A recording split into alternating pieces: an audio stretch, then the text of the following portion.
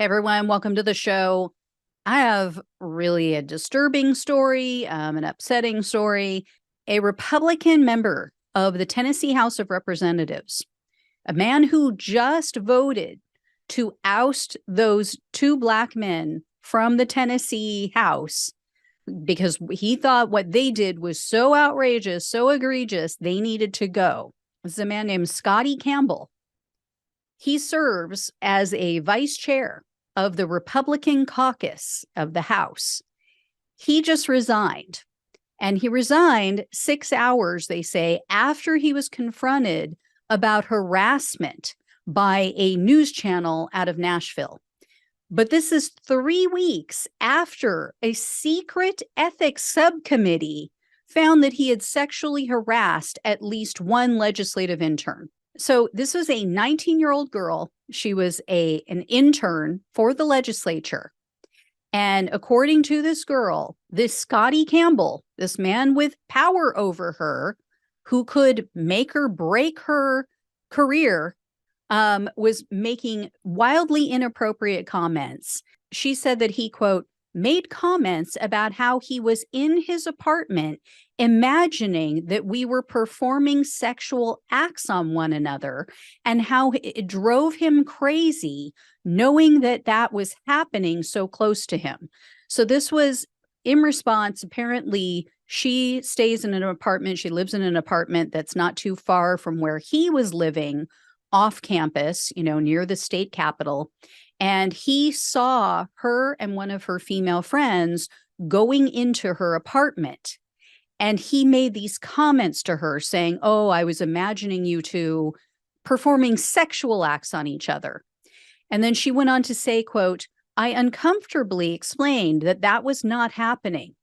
And he insisted he knew it was and asked me to tell him about it.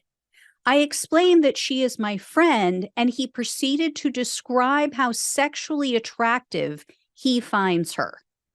So Campbell denies this, and he told the news outlet, quote, I had consensual adult conversations with two adults off property. I think conversations are consensual once that is verbally agreed to. If I choose to talk to an intern in the future, it will be recorded.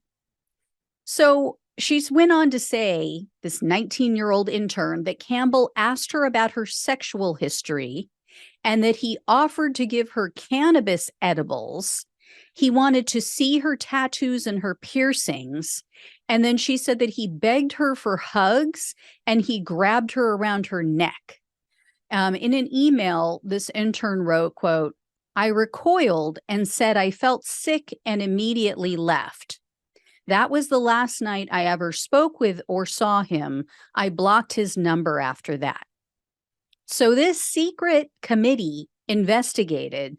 They found that Campbell was guilty, and they wrote in their findings, quote, discrimination and harassment in any form will not be tolerated.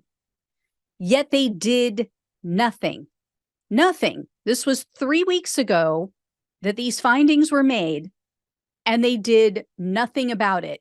Yet, because other lawmakers, Democratic lawmakers, two of whom were Black, decided to go and protest on the House floor, which, yes, they broke the rules, but you know what? They could have been censured.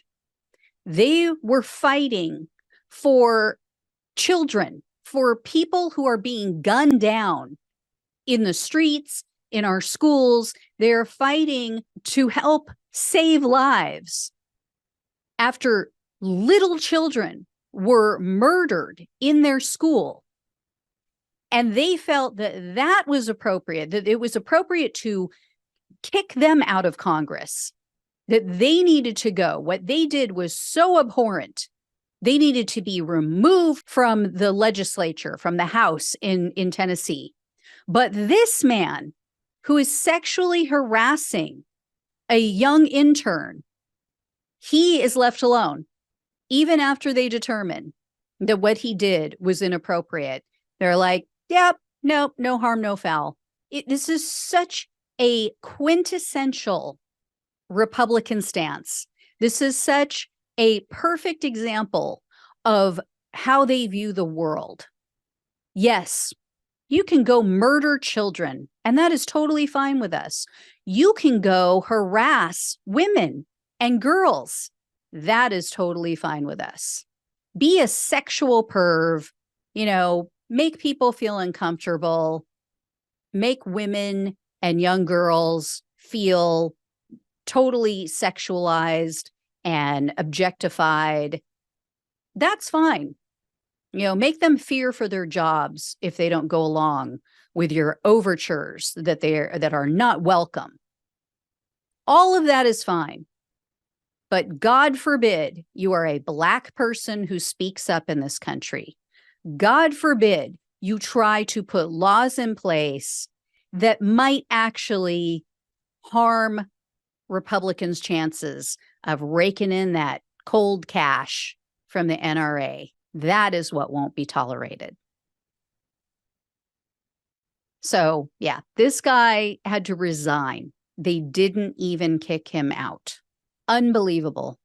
Absolutely unbelievable. So, anyway, guys, if I hear any more, I will let you know. But this is just late breaking news that I didn't even have a chance to really dig into and do a deep dive like I normally do. This literally happened as I was coming on to start recording. So I'll let you know if I get any more details about this. Thank you all so much for watching and listening. Please like, share, and subscribe. Please donate if you can. Love you all. Take care, and I'll talk with you soon.